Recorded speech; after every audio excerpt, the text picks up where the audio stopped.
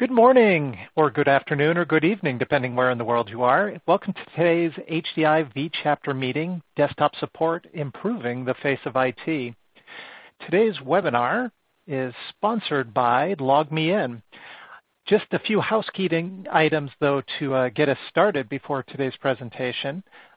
Let's take a look at the logistics. If you experience any difficulty with the webinar itself, you can get help by clicking on the yellow question mark at the bottom of your screen.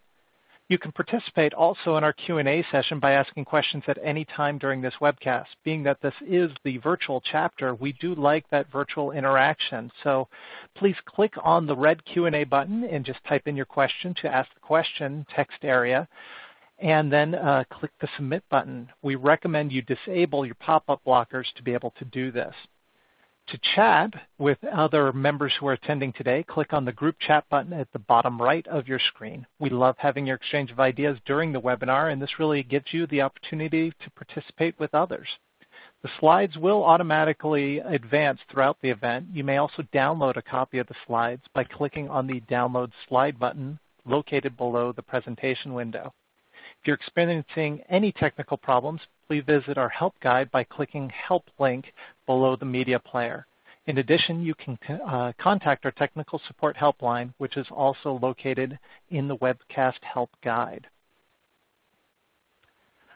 You can connect with HDI on Twitter, on Facebook, on LinkedIn, on HDI Connect, and all your favorite social media platforms there, where you can read a blog, ask a question, or find a solution. And that's all part of participating with the V-Chapter. By the way, I'm Mark Fitzgerald. I'm a V-Chapter board member, and I'll be your moderator today. Kicking things off for us, though, we have our sponsor, which is LogMeIn. Joining us today from LogMeIn is David Bunting. David is the Director of Marketing at LogMeIn, where he leads the marketing management and strategy for LogMeIn Rescue, the company's industry-leading remote support service. David originally joined LogMeIn in 2011 and has managed marketing for multiple LogMeIn businesses, including remote access and IT management. David? Great. Thanks, Mark. Appreciate the introduction. So LogMeIn is a public company with more than 750 employees and 7 offices all around the globe. Our headquarters is in Boston. Our solutions are designed to simplify the way that people connect to each other and the world around them. We have 3 broad focus areas, which you can see here on the screen. On the left, IT management and access, connected products in the middle, and collaboration on the right.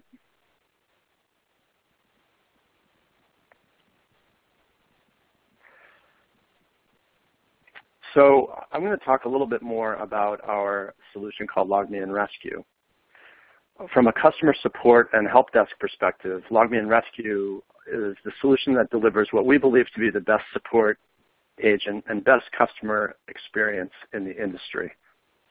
Whether you're supporting a traditional mix of computers and laptops, to supporting what continues to be an exponentially growing array of mobile phones, tablets, phablets, and more, to now using the unique visual support capabilities of Rescue Lens that enables you to support almost anything that you can imagine. LogMeIn Rescue is the solution for you. Now, I'd like to share at this point a brand new video that will hopefully convey the world of rescue to you in a more interesting way than I just did. So I'm going to hit play now, and if you could watch this video, that would be great.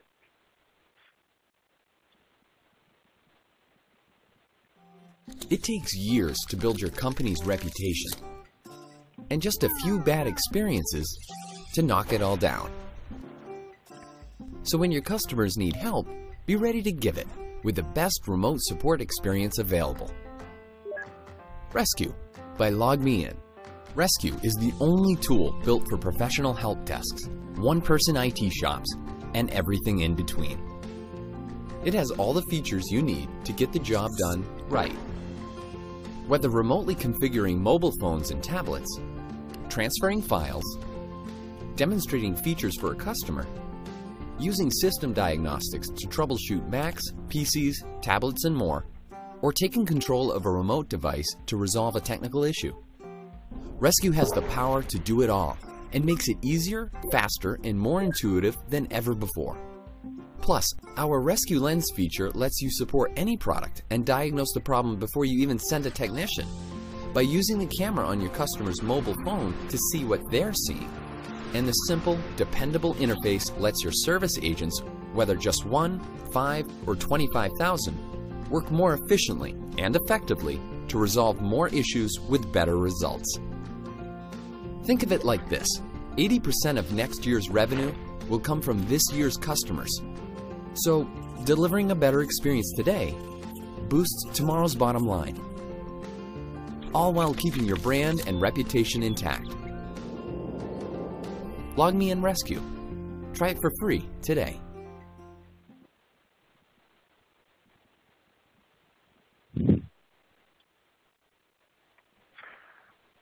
And I'm just going to take one more minute now to show you just a bit more detail about Rescue Lens, which that video touched on.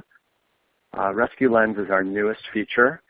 It enables your technicians and customer support agents to leverage the camera on the end user's device so that the end user can actually show your support agent exactly what they're seeing on their end. As you can imagine, this not only can help streamline many of your current typical support scenarios, but also significantly increases the number of things that can be supported. So now it's not just devices that have a screen anymore. It's anything that the end user could really point their phone camera at that your support agents and help desk technicians can now put their eyes on. And just to wrap up here, I actually have one more very short video in which we'd like to introduce you to Paula, and you will see how Rescue Lens helps Paula save the day. For most companies, the hardest part of customer support is that often it takes longer to identify the problem than it does to actually solve it. Introducing Rescue Lens, the first true customer-assisted support solution. Lens allows your customers to show you the problem, rather than having to explain it. So customer service agents see exactly what the customers see. This is Paula. She's a bit of a perfectionist. That's especially true when there's a big client coming to the office, because Paula's the one who stays late to prep the reports. Prep the reports. Uh-oh, looks like Paula's run into a problem, and it's getting pretty late, and she's the last one here, and the meeting's the first thing in the morning. What the heck? But what if she could talk to a customer service agent who is using Rescue Lens? Okay, now the CS agent can see everything Paula sees, and quickly directs her to the trouble spot.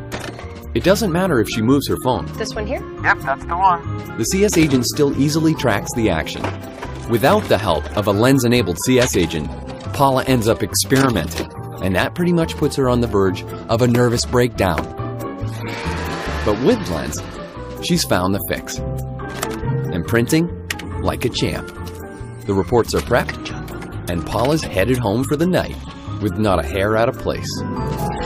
Still no fix for that bumpy carpet, though.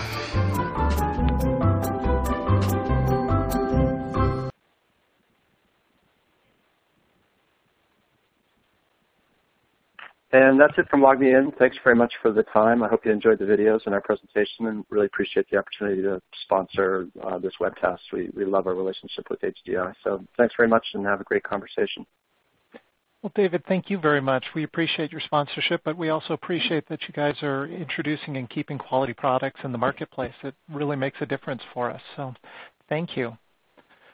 So moving on to a vChapter news, there's a couple of things that we wanted to go over today. One was the last time we met, we gathered a lot of information on how we can improve the format of the vChapter, and one of the suggestions was reordering the agenda of the meeting, which we are trying out in this vChapter meeting. So we have a slightly new format in which we get to our sponsor and then our news and then the main presentation. We're also looking at recommendations from the last meeting to further enhance the vChapter. We also have two topics today, in particular the annual V-Chapter Awards. If you're not aware, the annual awards are for both the Analyst of the Year and the Desktop Support Technician of the Year. So the Analyst of the Year is for the support industry's top talent frontline, that first-level analyst. We're looking to recognize your employees. So if you have one outstanding employee, please take the time to recognize them and taking that opportunity gives you a chance to share with them, but also to share them with the world. We also have the Desktop Support Technician of the Year. This is for the desktop support professionals.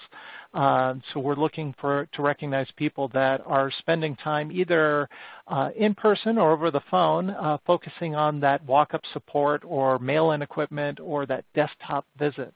They're the topic of today's event, if you will, the face of support. We're looking for the opportunity of recognizing your employees. And that information can be found out on HDI's main website, looking under awards. If you will find sections for both the Analyst of the Year and the Desktop Support Technician of the Year, and that gives them an opportunity to be recognized, interviewed, and presented as part of the virtual chapter. We're also looking for officers as part of the virtual chapter. We've got a number of positions open. Currently we have a VP of Membership and of Communications and Program filled, but we are looking for a new president, a VP of Finance, VP of Sponsorship, and a VP of Content. To keep the V-Chapter vital and successful needs participation. There's a document that we will make available that can be downloaded, rather, at your disposal that has a description of all of the offices of the job. And we have right here, sorry about that. We need you because these elections will be held in November. If you're interested in participating, we encourage you to come to our website and fill out information to contact us. With that information, we will get back to you with some specific questions or answer the questions that you may have. But once again, we really would like your help in keeping the V-Chapter alive, vital, and participating well. We also have announcements about HDI Forums. HDI Forums is a wonderful organization to be a part of. Several members of the V-Chapter are also members of the forums, and this is the opportunity to get together with industry-specific speakers and industry-specific practitioners in a small group setting for a couple of days to really discuss topics in depth and to be able to learn from each other. There is a free forum roundtable coming up, and this is an event in which if you are in New Orleans, we'd love to have you. It's at 1:30 to 3 o'clock at the Fusion Conference. And to give you a sample of what attending a forum is like, this event, if you are interested, you're welcome to contact me directly, or you can register for the event at thinkhdi.com, where the full URL is available on this slide.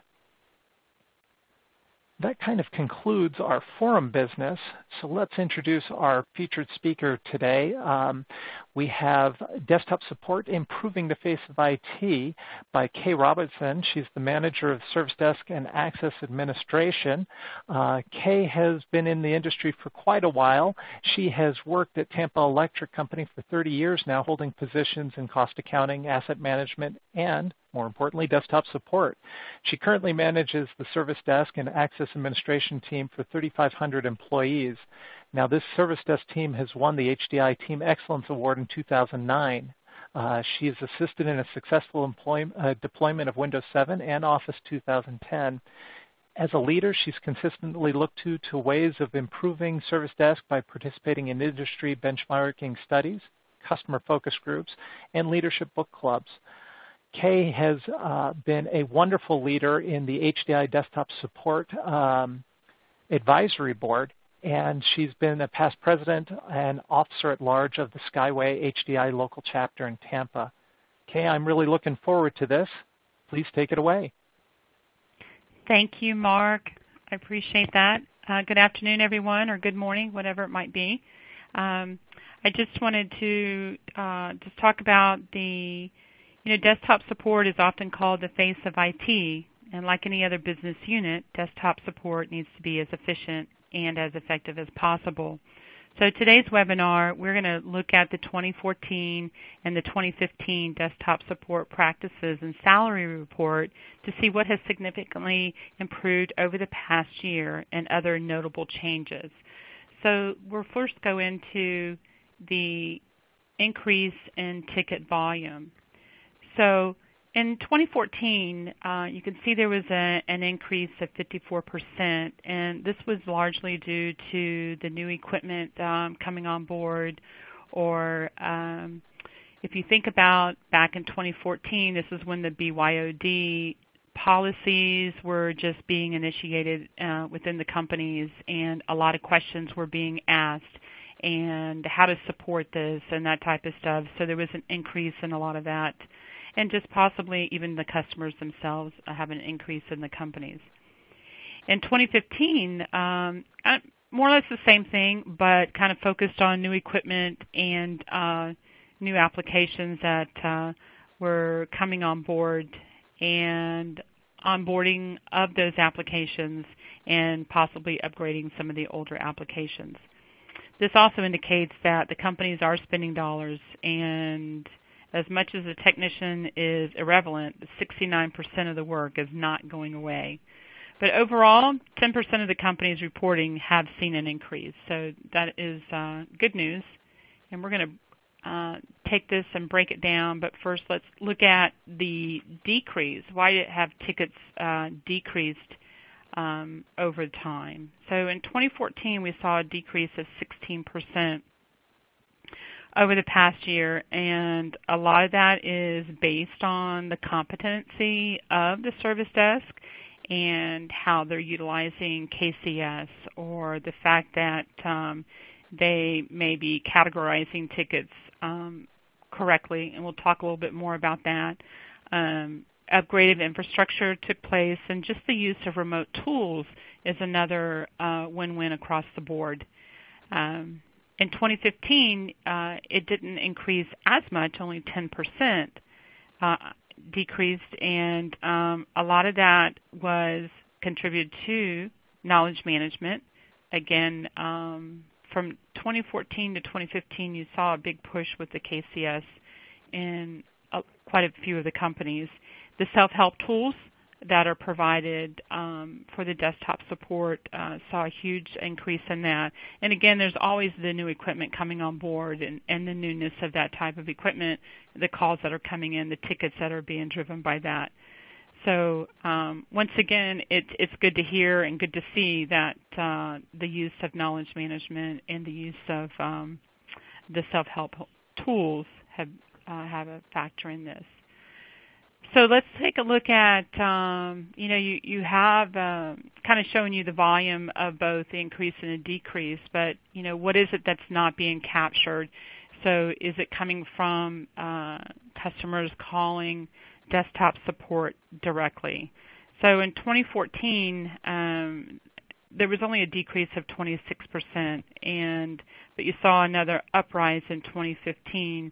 And I have to tell you, I think a lot of this is due to that the technicians are being held more accountable for documenting their work. And even if they do have the drive-bys walking through the departments, they need to make sure that those tickets are documented so they can be accountable for the work that they do.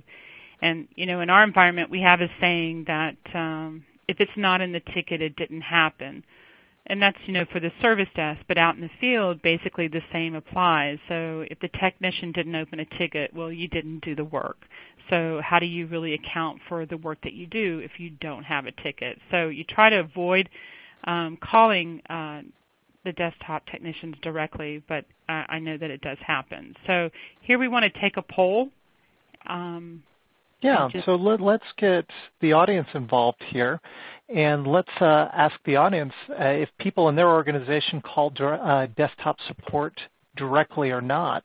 So 3 different options. Yes, they contact the technicians directly often, even though they're not supposed to, or yes, it's completely allowed, Or no, we enforce a policy of having a ticket created at the service desk first.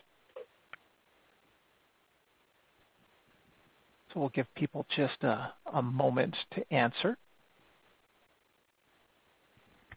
And I think we've got quite a few people that have responded. So let's see if we can share that out with the audience.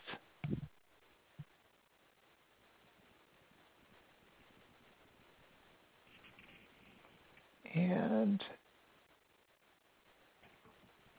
there we go. And so 64 say, yes, that happens. Not too much of a surprise. I find it interesting that close to 15% say, yes, they allow end users to contact desktop support directly. And 23% are actively enforcing a policy of having to go through the service desk first. How does this kind of relate, or not relate, your sense of the industry? Is these numbers a surprise to you?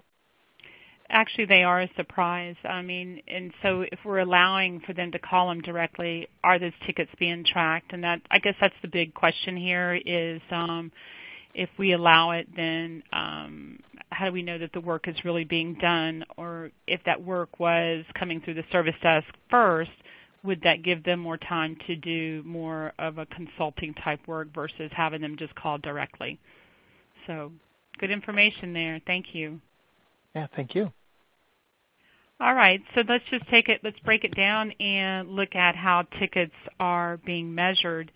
So there's really like three scenarios here. You either have the incidents and the service requests are measured separately, or do you distinguish them between separately but don't measure them, or we don't distinguish them at all between the incidents and the service requests. And, it seems here that the increase being measured separately is more than likely due to the comment made earlier where the technicians are held more accountable for capturing the work that they do and making sure that those requests and the incidents are open.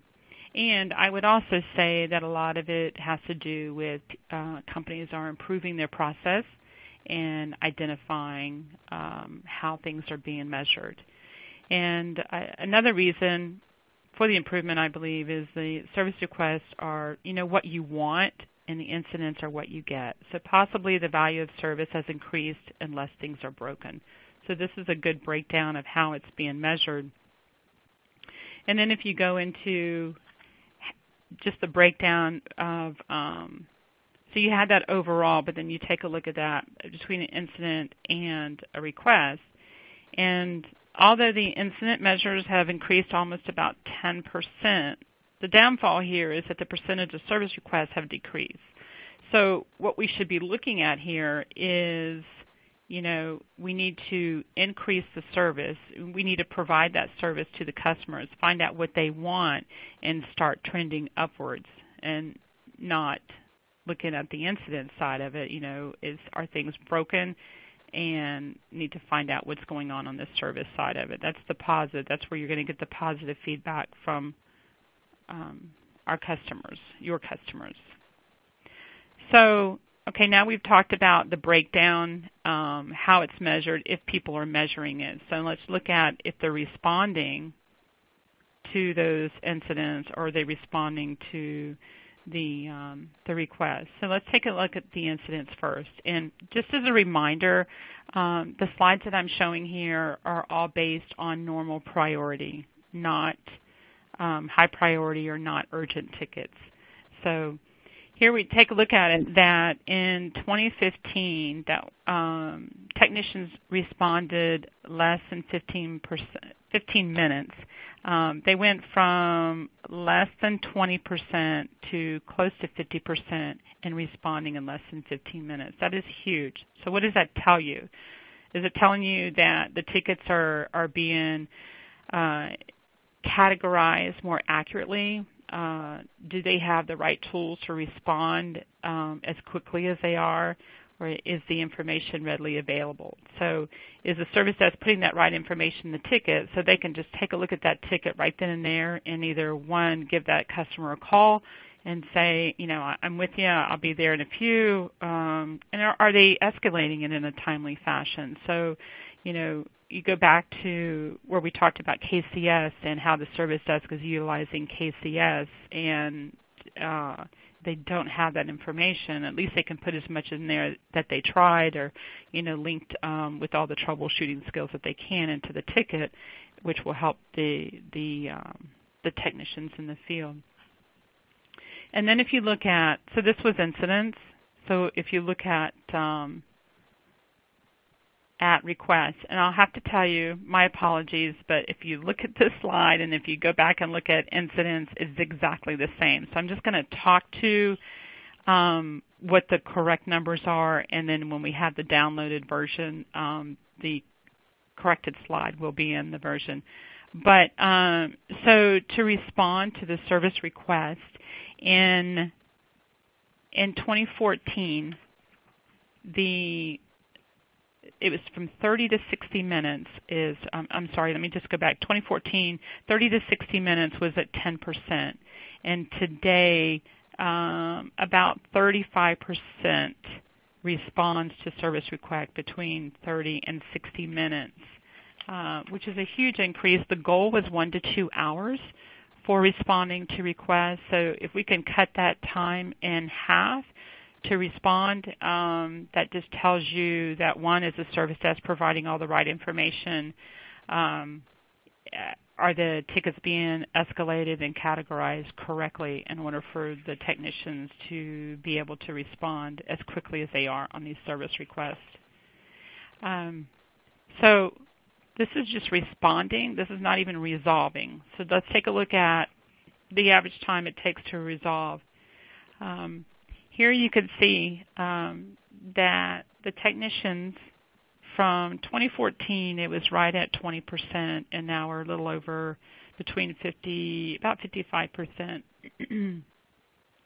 are able to resolve the incidents in less than an hour. So this is huge for those that are measuring mean time to resolve. That's one of our industry standard metrics for the field, and to be able to resolve these tickets in less than an hour is just, in my book, is awesome that we're able to do that.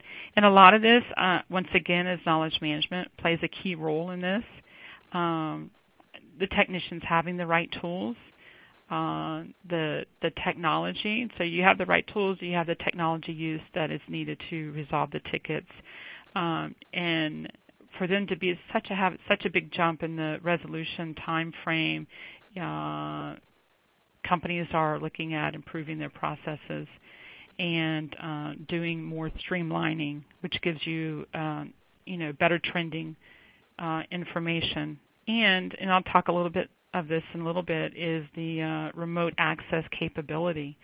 A lot of the service desks have that capability to remote. So once again, we may have missed a step at the service desk, so the technicians in the field will have that ability from their desk, or if they're in another location and have to remote over to another location, be able to do that. So, just to let you know, in our environment, if the service desk was not able to resolve the ticket because they could not find a KCS article, and the technician resolves the issue, linking an article from KCS, they give the feedback to the service desk saying this was the article that I found to resolve it. Or if they don't have an article, then they are required to create an article and link it to that ticket. So pretty much the same goes for request. So same thing here is that the goal for 2015 was 8 to 24 hours, and you can see here that it is 4 to 8 hours. 50% of the respondents are being able to resolve the request in 4 to 8 hours. And once again, this is just normal priority. This is not high priority or urgent tickets. And this just tells you, once again, of everything that I mentioned about the incidents, of having all that information, having the tools, having the right tools, and improving the processes falls in line with the incidents at the same time. Okay? So let's talk about, we've talked about the tickets, we've talked about responding, how they're being measured, but let's take a look at the tools and what are they using to be able to support the customers. So what are the must-have technologies? In 2014, the must-haves were remote control, incident management, and knowledge management. And those were the must-haves, but the tools that they used were actually the same. But in 2015, it changed a little bit. You still had incident management. It moved to the top. Remote control was second, and customer satisfaction surveys was the third of the must-haves. But what was used in 2015 was remote control, incident management, and asset management, which is really, it's kind of odd. This one still kind of puzzles me as to what asset management, why was that being used so much versus maybe the customer satisfaction. So although remote control helps in the desktop support environment, incident management is fundamental for what they do, that more information is now being documented. And the service desk and the field technicians are working together and coordinating transfers. You know, we always want the transfers to be seamless to the customers, so whatever that may be, that's why the incident management system plays such a key role in this. And once again, it just shows that I believe that they're focusing more on the process improvements by using the incident management system. So let's take a look at the remote access tools. I mean, we talked about the must-have technologies, but what are the tools from the remote side? If remote was pretty much one of their must-haves for both 2014 and 2015. And you can see in 2014, it was all Microsoft products. And then the shift changed a little bit, and LogMeIn is at the top of the list, along with Microsoft and BOMGAR. And it's just interesting how the organizations have moved away from Microsoft and are using other brands where possible. Cross-platforms can be very helpful depending on your environment, especially with the BYODs. So we've had the BYODs now pretty much in place for the last couple of years. So it's not true that all Microsoft products will work on all the different devices that are now readily available for our customers. All right, so let's just shift. We talked about the tools, we talked about the technology, but what are the processes that the organizations are using across the board? So in 2015, IDLE is right at the top, and along with HDI, Support Center Standard, and COBIT. COBIT in 2014 didn't even make it in the top three. The top three for 2014 was ITIL, HDI Support Center Standard, and Microsoft Operations Framework. So my guess here is the reason why COBIT has made it to the top is there's been a huge focus on IT security within our environment as it relates to compliance. The processes, I mean, you hear it all over the news today of the security breaches that are happening, and with me being in a utility company, I think that's just our second nature is to really focus on the IT security side of things. So very much involved in the compliance side of making sure that we have all the right processes and checks and balances in place. All right, so let's take a look at our different models that we have out there.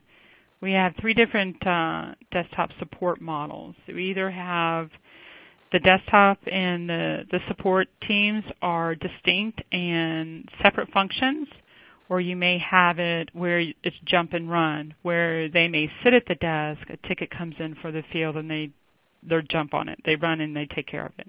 Or you may have more of like a rotating type of scenario where the desktop support and the analysts rotate those positions. In our environment, I'll let you know what we do is we have a person at our service desk who rotates out in the field for 1 month. 1 month they are out in the field with the rest of the folks and taking care of those type of tickets. They take care of the queue at the service desk at the same time. But at first, it was a huge out of their box experience for them because it was better for them to be behind the phone. But the fact that they got out there to, put a face with a name, understand the different equipments that the customers were using, whether it be in the line truck, whether it be out in the field, the different types of laptops or whatever, and then to bring that knowledge back to the service desk was a win-win across the board. So one is that the information was being handled at the service desk, therefore the technicians could focus more on, being a consultant if we can be able to take those tickets away from them, because they are the face of IT and they need to spend more time with the customers. So if we can bring that knowledge back to the desk, it's just a win-win across the board. So we do that once a month, or I say for a total month from the service desk in the field. All right, so who works from home? It's interesting to see that how many desktop support technicians work from home. The majority of them, they do not. 50% of the organizations said that they do not. There are some that do. And I'll say that it's interesting because, I look at this, if you're working from home, I'm not sure how you can do your job if you're having to be out in the field and being the face of IT, not so sure how you can work from home to do your job. So I'd be curious to know just how many people do that. But we're not going to spend too much time on this one because I think that we have some other information we want to share with you. But it's just interesting that there are still folks that are still wanting to look at that, but the increase is more on no, we do not. All right, so from a hiring standpoint, this is really some good news here, is that you look at 2014 and 67% are either expanding or filling openings in 2014. And in 2015, it went from 67% if you took the two of those, total those, and then what it is today in 2015 at 76%, which is just a huge increase. I mean, not huge, but it's a good increase that companies are hiring, and that only 3% in 2015 report that they're cutting staff compared to 6% in 2014. So that just tells you it's obvious that there's work to be done out there, and it's continuing to increase. So good news across the board for our companies. Okay, so now we want to find out if our technicians, are they happy? Are they happy with what they do, and how often do they get this feedback? And you can see here a huge increase from where it was in 2014 to where it is today. Less than 5% to 20% are getting daily feedback on how they are doing. And even on a weekly basis, it's increased, and semi-annually and annually it's gone down. So it tells you from the whole survey itself, 52% of the technicians were either very satisfied or satisfied and with their job and what they do. So this is great news, and this is something that we thrive on here. We give that real-time feedback, and we don't wait until your annual review or your monthly review or whatever. We give real-time feedback on the spot. You have a minute, let's talk about it type thing. But let's see how you guys are doing. Sure. Let's open up a poll here so people can be asked a similar question, and that is, how often do you measure desktop support, the desktop technician satisfaction? So do you do this daily, weekly, monthly, quarterly, semi-annually, or annually? Give people just a a moment to get that put in there.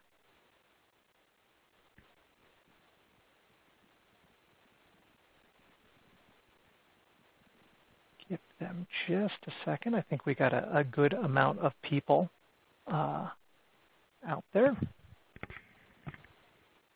And so let's push those out to everyone so they can see. So people are measuring all across the board, but it looks like the grand winner is annually. So out of curiosity, how often are you measuring, Kay? So we measure daily and weekly. Okay. And when I say daily, that's if something comes up right then and there, it's real-time feedback. I don't wait until there's a one-on-one. We do have monthly feedback that we do as an entire group. When all the field people are together, we will talk about feedback as a whole. But we really focus on daily and weekly in our environment. And within my environment, we've been doing semi-annually, but I would have to concur that distance is just too far apart. Yes, we want to make meaningful changes, but I really think we should be measuring more often, and that's probably something I'll start working on. Well, because if you take a look at it from a flip side, is like the customers are always willing to give feedback from their when we send out surveys from the closed incidents and things like that. And so if there's constructive feedback, they're going to get those right away. But for all the kudos and how well they're doing, and if we meet our mean time to resolve goals, let them know. Let them know right then and there. And then if something needs to be changed, it may be something that needs to be changed across the board based on the feedback that's given to them. And, they all like to hear it. Some of them may say, I don't like to hear it, I'm good, I'm golden, don't worry about me. But, personally, I think they really do. They just don't want to admit it. But I think feedback is good, no matter if it's positive or constructive, because you can always grow from it. All right, thank you. Okay, so let's take a look at training.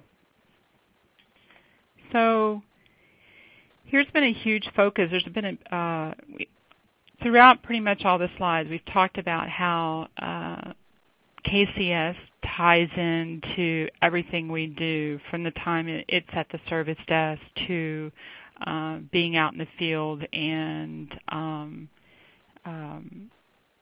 it helps them with having all that information, right on the spot. But here you can see that huge increase from the time, probably 8% up to 25%, where people have focused on the use of knowledge base. And I can't stress it enough in our environment, whether it be at the service desk, whether it's out in the field, and to the point that other areas of IT are getting trained on the use of KCS. I mean, when you have somebody come to you and say, you know what, I get it. I get this same call about once a week, and I finally wrote the article, and now I don't ever get that call. Is that awesome or what? I mean, this is what the knowledge base is all about. So the fact that we're focusing more on that is going in the right direction. And the second in line is customer service skills. I mean, you can be as technical as you want, but you got to know how to speak to the customers in their terms, in their language. You just can't have all geeks speak to them. So you got to be able to know how to speak, how to listen, and understand what is it that they need. So just those two alone definitely will increase your mean time to resolve on a daily basis. All right.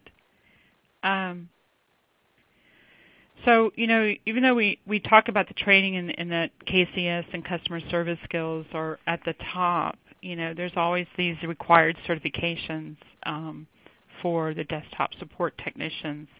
And this is, if you look at CompTIA A+, was top in 2014, but yet it kind of fell to second in 2015, where the network side of it has become the number one in 2015. And I think that's just more focused on that the technicians are getting more network savvy, where maybe they don't have to rely on the network team the entire time, that if they can resolve something as it relates to the network, again, it's all about the customer and getting them up and running as quickly as possible. So it's good to see that those are at the top. And idle, I think that once you, in 2014, you're pretty much have focused on that and trained on that, that kind of goes off the wayside, where they're looking more on, the technical side of things. And I think it's become more role-specific centric, other than just having general certifications. So it just depends on, in your job duties. Do you do more of the network side, or is it more the technical side and things like that? But just a fact here is that a lot of the organizations that had responded to this survey said that they'll pay more for technicians with certifications. So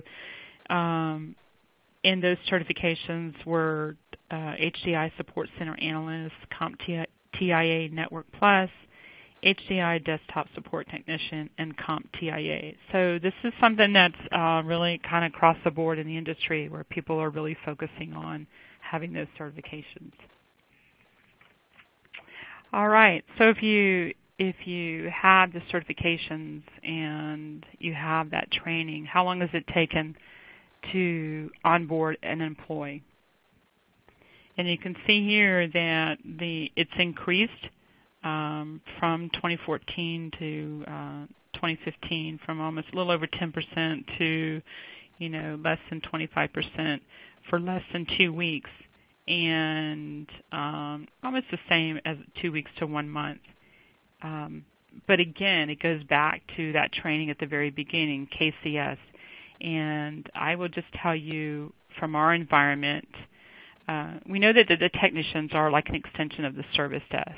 So we want to make sure that the service desk has all the information that they need. And since we have implemented KCS, we've been in almost 3 years now, we went from onboarding someone at the service desk from 4 to 6 weeks down to less than 2 weeks for them to be fully functional on the phone.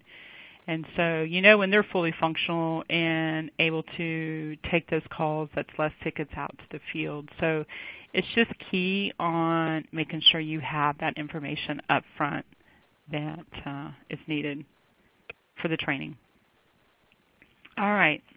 So outsourcing, I know this is always something that people wonder about.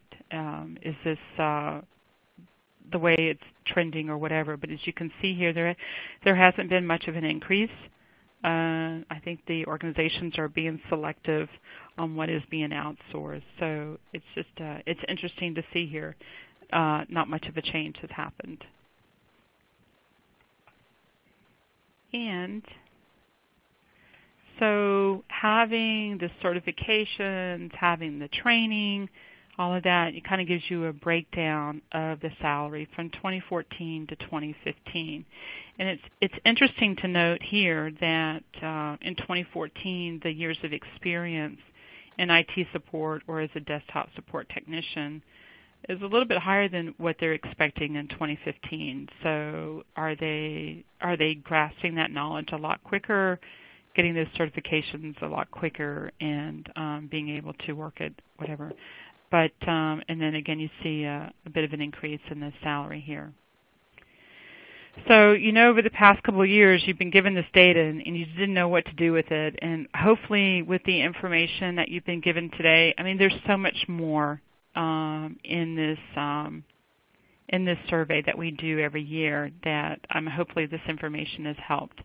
I'd be happy to take any questions afterwards. Mark, I'm going to pass it back over to you. Absolutely. We have quite a few questions for you, but we also want to give everybody the chance to pipe in because this is the interactive part of our webinar. So if you do have any questions for Kay, go down to that red button on the bottom, the Q&A, and get your questions in there so that we can share them with Kay and give her a chance to respond. I wanted to start with one of my questions, Kay, and that is obviously emphasized in looking at this information that knowledge management is playing a key role with desktop support. And KCS, originally kind of came out of that support services, the phone side of the house, if you will. Have you done anything to adapt KCS? Or do you see that the industry has adapted KCS differently for desktop support, or is it really KCS kind of as it's written out? It's really how it's written out. In our environment, I would tell you, we went through a whole KCS training. We took this very serious, and we have coaches that are actually out in the field. Some of our desktop support people are coaches, so they will help other members of IT, even help them write their KCS documents so that they can even use them out in the field, the technicians, for something that probably doesn't even fall in their role. But if the information is out there and maybe it can help that customer right then and there instead of it going through the process, then being escalated up to another group, by all means, we're going to do that. Absolutely. So this question's from Jason. He said, you mentioned that you have your support center analyst shadow the desktop support team for a month to gain knowledge. How do you cover the empty seat while the support analyst is in the field for that month? So honestly, we kind of suck it up a little bit. I will tell you. That's just something that I do have a couple extra contractors that I have on board that kind of take care of that. But and when I say they're out in the field, and where we are located, the field also includes the building that we're in, which normally it wouldn't in the past. And but we usually, it's really from the contractors, or if there is a day when there's been an outage, we'll pull that guy right back in for the day, but then he's right back out again to do that. So thank goodness for contractors.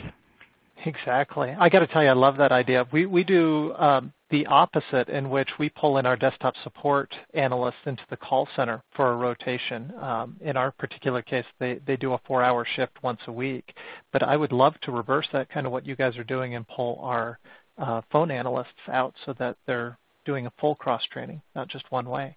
Well, I will tell you, we did that with the field.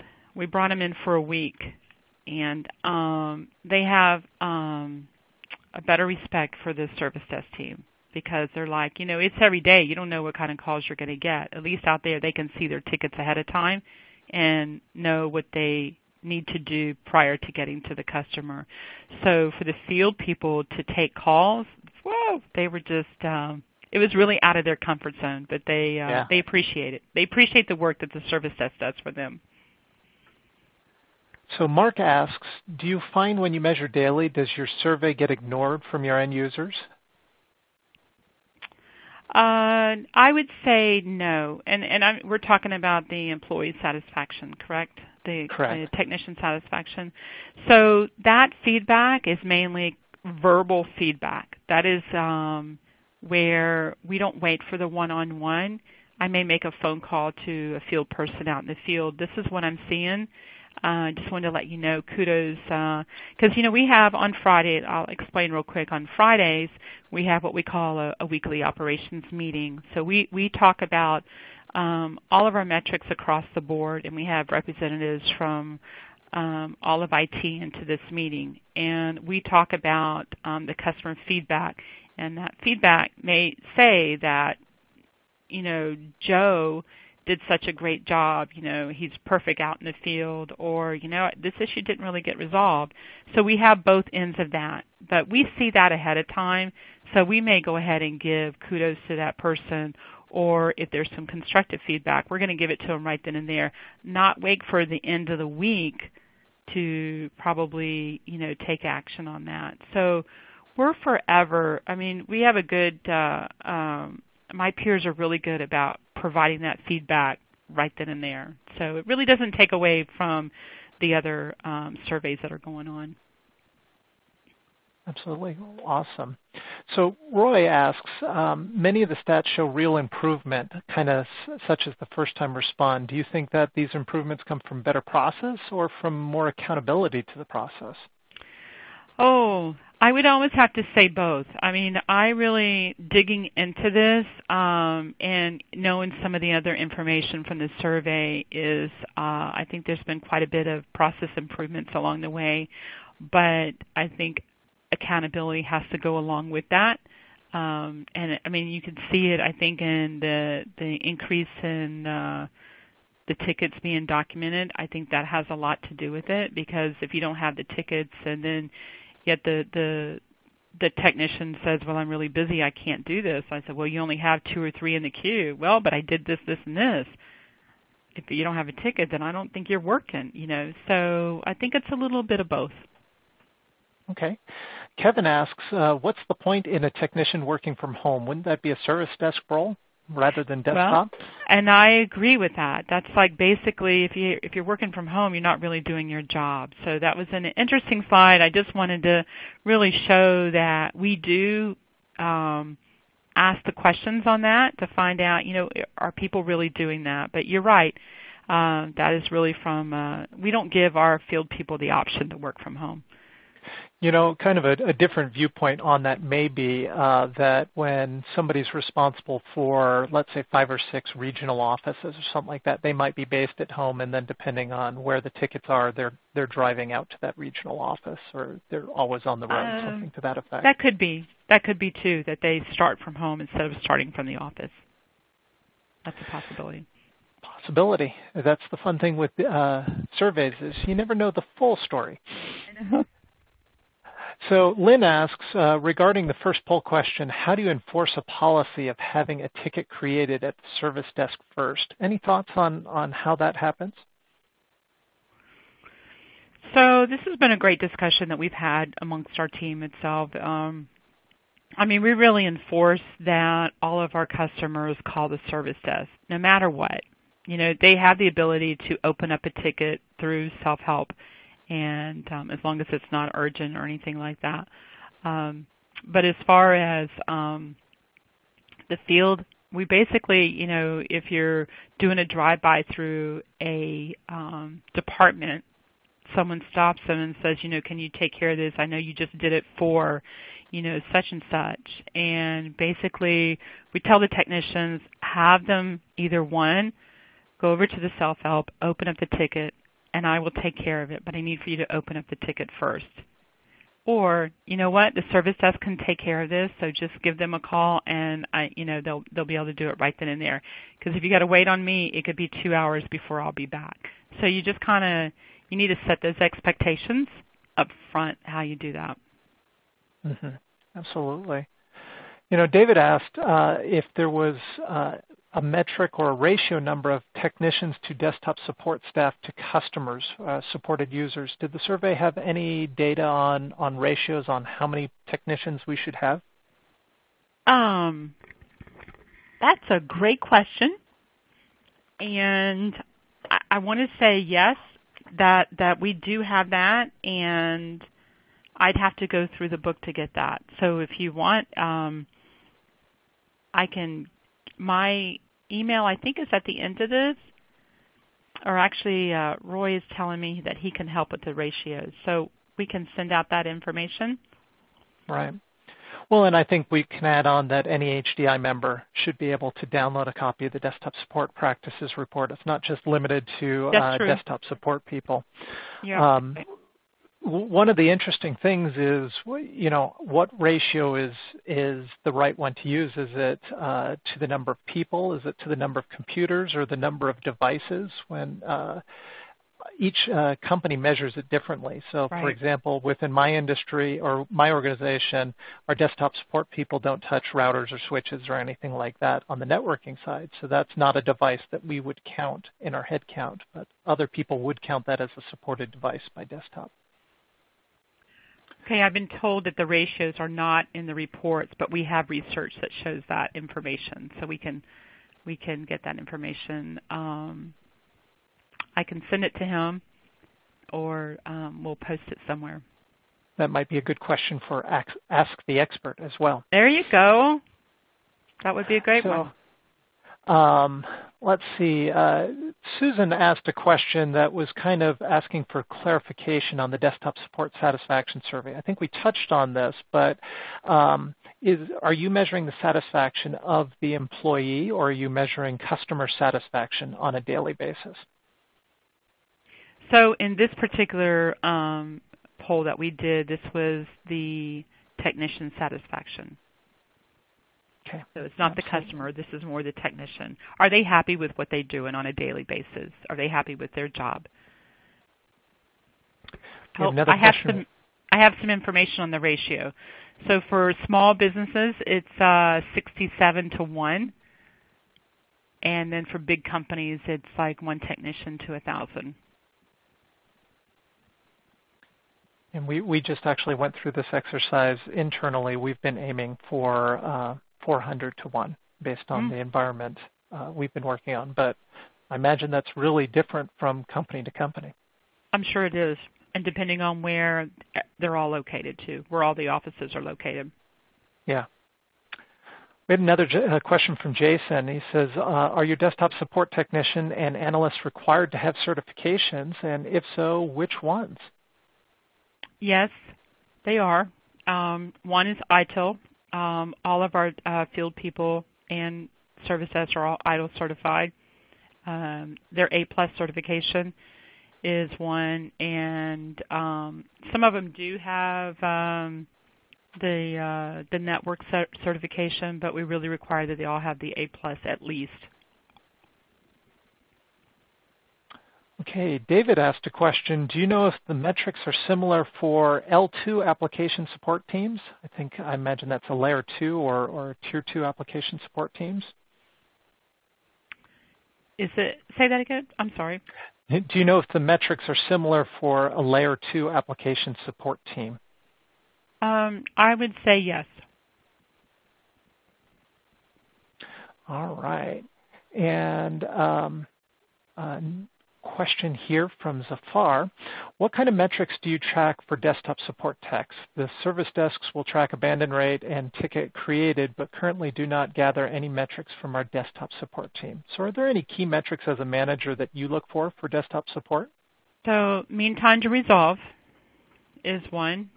Mean time to complete, and customer satisfaction are probably our top 3 that we measure for the field.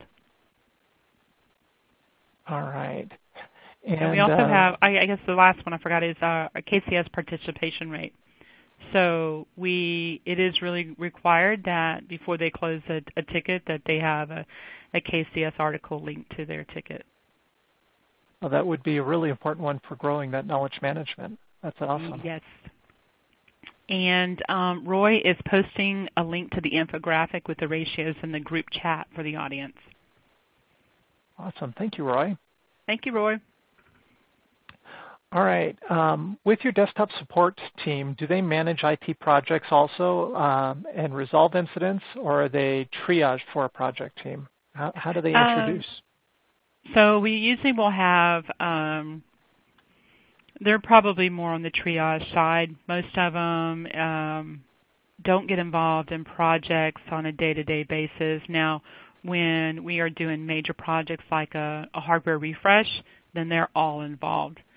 But usually if there's an application upgrade, they may be involved for triage and that type of stuff. And they may come in when they kick off a project just to understand what that project is about, but didn't really get involved until the latter part of it. You know, I like this question from Steve. I'm going to rephrase it slightly differently. I think many of us have seen quite a few iPads come into our organizations where maybe we were traditionally a Windows shop. Have we seen, as a result of these iPads, more Macs come into desktop support, or is it still primarily in your environment a Windows-based organization? In our environment, it's still Windows-based. We do have our corporate communications group is all Macs, so we do have one of our field technicians that he does focus on the Mac side of it and has begun to train actually the service desk, because I think we're going to start seeing a trend moving towards a Mac here and there, and there's no reason why we wouldn't be able to take that. But the trend is still Windows. Right. I'm in a higher ed environment, so I see a lot more Macintosh than most corporate environments. We're about 30% Apple and about 70% Windows. But the interesting thing is we did a little analyzation of our wireless guest network to see what our students, our customers are using, and that traffic was well over 50% Macintosh OS. So what the corporate is using really is differing from what at least the younger student employee is using, and that might be an interesting barometer of things to come, and it might just be an interesting tidbit. I would agree. All right. I have another question, and that is about the organization filling openings. So you had a slide on that people are hiring openings and the industry is growing somewhat. Do you get a sense that people are having trouble filling positions? Yes. And there was I think a comment I may have made or was going to make that they're having problems trying to find one with the right qualifications. So I think that's where the certifications come into play, to be able to find the right person, the right fit. Okay, just a reminder to the group, we're just about winding up with the questions. I've got one more question, so if you do have a couple more questions that you want to sneak in, now is the time with your red Q&A.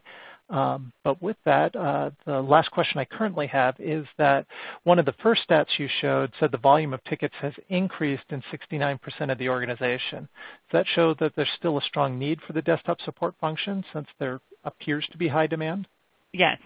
And I would totally agree with that, there's still a lot of work that needs to be done out there. I don't see it going away at all, because not everything can be resolved at the desk.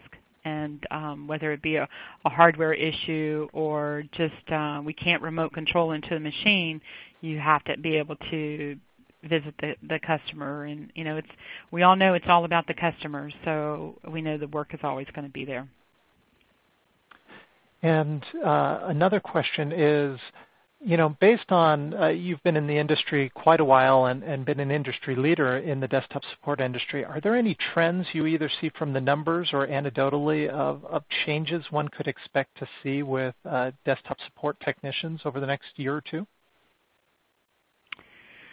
I think part of that is with the technology changing is one, I think we're going to see and I'm going to misspeak a little bit from our environment. We're getting ready to do a major rollout of Windows 10 and a hardware refresh, moving to Yammer, going to OneDrive. So I see a huge decrease in tickets across the board, whether it be at the service desk or the field. And so I think their knowledge is going to be, there's a lot to learn. And so we have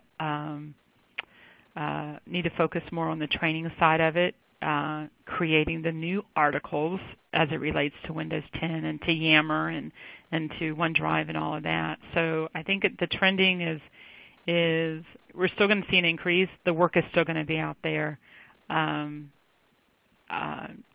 other thing too is a lot of the BYOD devices, the Windows 8 is almost like an extension of your machine, your computer, so we have to be able to respond to those at the same time. We're seeing a lot of that trending more so upwards on the handheld devices again.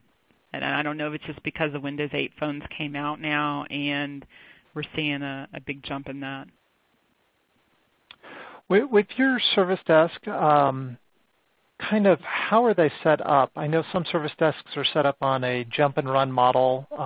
Some are two separate groups that never interact between the two. Could you kind of describe which model you feel is best in practice? Well, I like the rotation. That's really worked for us. And I will tell you that a lot of our field people have come from the service desk. We used to have it broken down where it was Tier 1, Tier 2, field was Tier 3. And our service desk has become really knowledgeable of a lot of the new technology that's out there. So, I've always said that the field support is just an extension of the service desk, and every one of those out in the field have come from the service desk. And I just, so when you're bringing new people in, getting them out there and rotating and understanding that whole line of work works best for us. Absolutely. Well, Kay, this has been an absolute pleasure. I thank you so much for taking the time to spend with us this afternoon or this evening, depending where you are in the country. But thank you very much. It's been wonderful and very informative. You're so welcome. Now, a couple of other things before we conclude.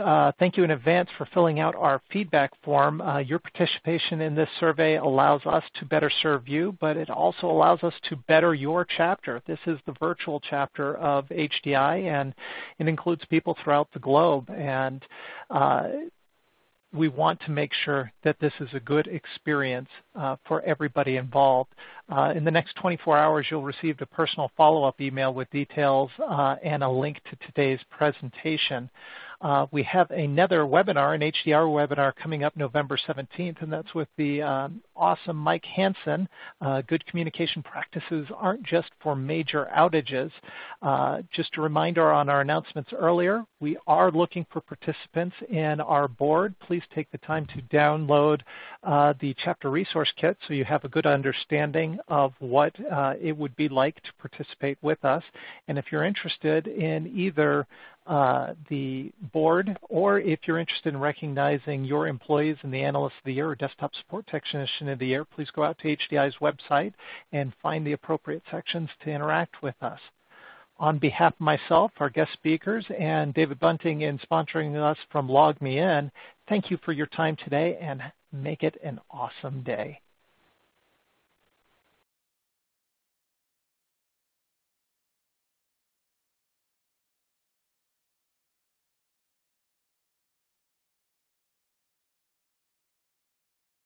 Good morning, or good afternoon, or good evening, depending where in the world you are. Welcome to today's HDI V-Chapter meeting, Desktop Support, Improving the Face of IT.